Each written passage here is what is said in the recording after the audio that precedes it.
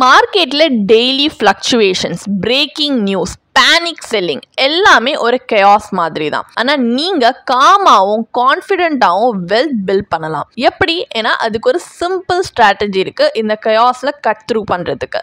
இதை பற்றி தெரிஞ்சுக்க தான் இங்கே நம்மளுடைய chief financial planar mister Ramalingam இங்கே கைட் பண்ண இருக்காரு. மிஸ்டர் ராமலிங்கம், இப்போ நீங்கள் டேக் ஓவர் பண்ணலாம். எஸ்ஐபியை ஒரு நல்ல பீஸ்ஃபுல் கொண்டு வரக்கூடிய ஸ்ட்ராட்டஜி அப்படின்னு சொல்லலாம். ஒரு ஸ்ட்ராட்டஜி அப்படின்ற போது அதுல ரொம்ப நுவான்சஸ் இருக்கும், அதை தெரிஞ்சுக்க வேண்டியது இருக்கும். அப்படிலாம் இல்லாம ஒரு சிம்பிள் நோ பிரெய்னர் ஸ்ட்ராட்டஜியா எஸ்ஐபி இருக்கு. அதே சமயத்துல அது சிம்பிளா இருக்கிறதுனால அது கைண்ட் ஆஃப் ஒரு போரிங் ஸ்ட்ராட்டஜியாவும் இருக்கிறதுனால அது மோஸ்ட் இக்னோர்டு ஸ்ட்ராட்டஜியா இருக்கு. என்னங்க திரும்ப திரும்ப எஸ்ஐபியே சொல்லிட்டு இருக்கீங்க, வேற ஏதாவது பெட்டரா சொல்லுங்க. ஏன் எஸ்ஐபி உங்களுக்கு ஒர்க் ஆகிட்டு இருக்கு, ஏன் நீங்க அதை ஃபாலோ பண்ணக்கூடாது? இப்போ சென்னையில மெட்ரோ வந்ததுக்கு அப்புறமா நிறைய பேருக்கு டிராவலுக்கு அது ரொம்ப கம்ஃபர்டபுளா இருக்கு. கரெக்டா? இப்போ யாராவது இப்படி யோசிப்பாங்களா? என்னங்க டெய்லி மெட்ரோல போயிட்டு இருக்கோம், போரிங்கா இருக்கு, இன்னைக்கு ஒரு நாளைக்கு நம்ம டிராபிக் இருக்கிற பஸ்ல போகலாம் அப்படின்னு யோசிப்போமா? மாட்டோம். போரிங்கான விஷயம் நிறைய இடங்கள்ல நல்ல ரிசல்ட் கொடுக்கும். உதாரணமா செடி வச்சிருக்கோம், செடிக்கு டெய்லி தண்ணி ஊற்றும், போரிங் தான். ஆனா ஒரு நாள் செடி வளர்ந்துடும். ஜிம்முக்கு போகணும், டெய்லி போகணும். ஒரு மாசம் போனேன், 2 மாசம் போனேன், எனக்கு பெருசா எதுவும் வெயிட் குறையும். கண்டினியூஸா போயிட்டு வந்தா ஃபர்ஸ்ட் உடம்புல பிளெக்சிபிலிட்டி வர ஆரம்பிக்கும், பாடியில பெயின் குறைய ஆரம்பிக்கும், அதுக்கப்புறமா அது உள்ள இருந்து ஒர்க் பண்ணி குறைய ஆரம்பிக்கும். ஸோ எந்த இடத்துல போரிங்கா இருக்கோ, ஒரு கரெக்ட் ஸ்ட்ராட்டஜி போரிங்கா இருந்தாலும் நம்ம கன்சிஸ்டன்டா ஃபாலோ பண்ணிட்டு இருந்தோம்னா அது லாங் டேர்ம்ல ரிசல்ட் கொடுக்கும். எப்படி இது எஸ்ஐபி ஸ்ட்ராட்டஜி ஒர்க் ஆகுது அப்படின்னு பாத்தீங்கன்னா, மார்க்கெட் கிராஷ் ஆகும்போது எஸ்ஐபி மூலமா நம்ம அதிக யூனிட்ஸை வாங்கணும். மார்க்கெட் ரெக்கவர் ஆகும்போது நம்ம கம்மியா வாங்கியிருந்த யூனிட்ஸ் எல்லாம் நல்ல ரேட்டுக்கு வந்திருக்கு. அதனாலதான் மார்க்கெட் கிராஷ் ஆகும் போதும் சரி, மார்க்கெட் ரெக்கவர் ஆகும் போதும் சரி, தொடர்ந்து எஸ்ஐபியை கண்டினியூ பண்ணிக்கிட்டே இருக்கணும் அப்படின்றத நம்ம வலியுறுத்தணும். இது ஒரு ரியல் அக்கௌண்ட் ஸ்டேட்மெண்ட். இது ஒரு ஸ்மால் கேப் ஃபண்டோட அக்கௌண்ட் ஸ்டேட்மெண்ட். ஃபர்ஸ்ட் கீழே இருக்கிற அந்த எல்லோ ஹைலைட் பார்த்தோம், 20th September 2024 கீழே இருக்கிற எல்லோ ஹைலைட்.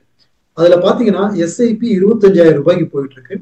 அவருக்கு எவ்வளவு அடிஷனல் யூனிட், எவ்வளவு யூனிட்ஸ் அந்த மந்த் அந்த 25,000 ரூபாய் வாங்கியிருக்குன்னு பாத்தீங்கன்னா 133 யூனிட் வாங்கியிருக்காங்க 2024 செப்டம்பர்ல. அதே இது 2025 பிப்ரவரியில பாத்தீங்கன்னா 133 யூனிட் வாங்கின 25,000 ரூபாய் இப்போ 164 யூனிட் உங்களுக்கு கொடுத்துருக்கு. ஏறக்குறைய 32 யூனிட்டை அதிகமா வாங்கியிருக்கீங்க. It is 20% additional purchase. நான் ஏற்கனவே சொன்ன மாதிரி 10 கோல்டு காயின் வாங்குற இடத்துல 12 கோல்டு காயின் வாங்குற மாதிரி. இந்த 20% அதிகமான யூனிட்டை ஜஸ்ட் லைக் தட் எப்படி வாங்க முடிஞ்சது? மார்க்கெட் நியூஸும் மியூட் பண்ணிட்டீங்க. மியூட் பண்ணிட்டு நீங்க பாட்டுக்கு எஸ்ஐபி போட்டுட்டே இருக்கீங்க. அது உங்களுக்கு ஒரு நாள் நல்ல ரிட்டர்ன்ஸா கொடுக்க போகுது. சிம்பிள். இந்த பீஸ்ஃபுல் ஸ்ட்ராட்டஜியை மிஸ் பண்ணிட்டு ரொம்ப கன்ஃபியூஸ் பண்ணி ஓவர் திங்க் பண்ணி ஓவர் ஸ்மார்ட் ஆகிறதுக்கான வழி என்ன அப்படின்றத எல்லாரும் யோசிக்கணும். என்ன மாதிரி கேள்விகள்லாம் வரும் அப்படின்னு பாத்தீங்கன்னா, சார் மார்க்கெட் இப்ப டவுனா இருக்கு, இப்ப நம்ம எஸ்ஐபியை ஸ்டாப் பண்ணிட்டு ஒரு 3 மாசம் கழிச்சு மார்க்கெட் இன்னும் டவுன் ஆகி ரெக்கவர் ஆக போகும்போது ஃபுல்லா இன்வெஸ்ட் பண்ணிடலாமா? மார்க்கெட் எப்ப ரெக்கவர் ஆகும் யாருக்கு தெரியும்? இப்பவே மார்க்கெட் திரும்ப 72ல இருந்து சடனா 82 திரும்பவும் வந்துடும் நம்ம எதிர்பார்த்தோமா? பார்க்கல. டேரிஃப் வார் ஒன்று வரும்னு யாரால கெஸ் பண்ணிருக்க முடியும்? இந்தோ பாகிஸ்தான் வார் டென்ஷன் வரும்னு யாரால கெஸ் பண்ணிருக்க முடியும்? டேரிஃப் வார் கடைசியில ஸ்மூதன் ஆகி முடிஞ்சு போயிடும்னு எப்படி தெரியும்? சீஸ்ஃபயர் அக்செப்ட் ஆகி திரும்பவும் எப்படி ஒரு ஸ்டெபிலிட்டி வந்துடும் எப்படி தெரியும்? தெரியாது. இவ்வளவு வேரியபிள்ஸோட மார்க்கெட் இருக்கும்போது நம்ம எஸ்ஐபியை ஸ்டாப் பண்ணிட்டு அப்புறமா இன்வெஸ்ட் பண்ணிக்கலாம் அப்படின்னு யோசிக்கிறது சரியான முதலீட்டு யுக்தியா இருக்காது. சிம்பிளா எஸ்ஐபியை கண்டினியூ பண்ணிக்கிட்டே இருக்கிறது தான் பெஸ்ட் ஸ்ட்ராட்டஜியா.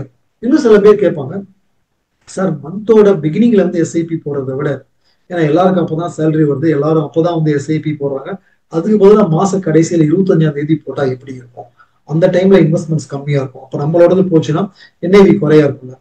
அந்த மாதிரிலாம் எந்த ஒரு லாஜிக்குமே கிடையாது.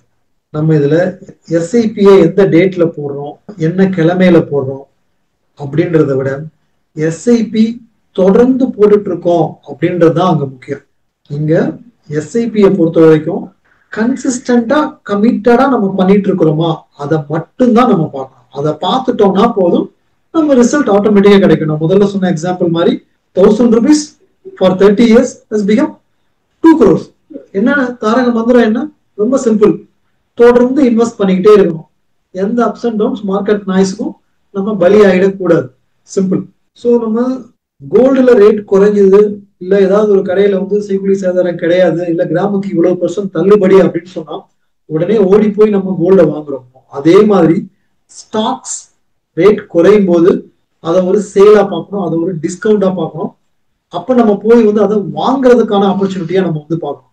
அதனாலதான் நான் சொன்னேன், volatility is a best friend of an investor. But unfortunately நம்ம என்ன மாதிரி ஒரு ஹேபிட் வந்துருச்சு, அதை ஒரு எனிமியா பாக்குற ஒரு ஹேபிட் வந்துருச்சு. அதை நம்ம மாத்திட்டு ரிவர்ஸ் பண்ணிட்டோம் அப்படின்னா ஈஸியா வந்து முடிஞ்சு போயிடும்.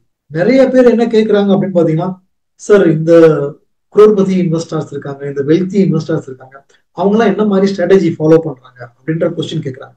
பட் ஒரு குரோர்பதி இன்வெஸ்டரோ ஒரு வெல்தி இன்வெஸ்டரோ இப்ப எப்படி இன்வெஸ்ட் பண்றாங்க அப்படின்னு நம்ம தெரிஞ்சுக்கிறதுக்கு பதிலா, அவங்க ஒரு வெல்த்தியான இன்வெஸ்டரா குரோர்பதி இன்வெஸ்டரா மாறுறதுக்கு முன்னாடி என்ன ஸ்ட்ராட்டஜி ஃபாலோ பண்ணாங்கன்றத நம்ம தெரிஞ்சுக்கணும்.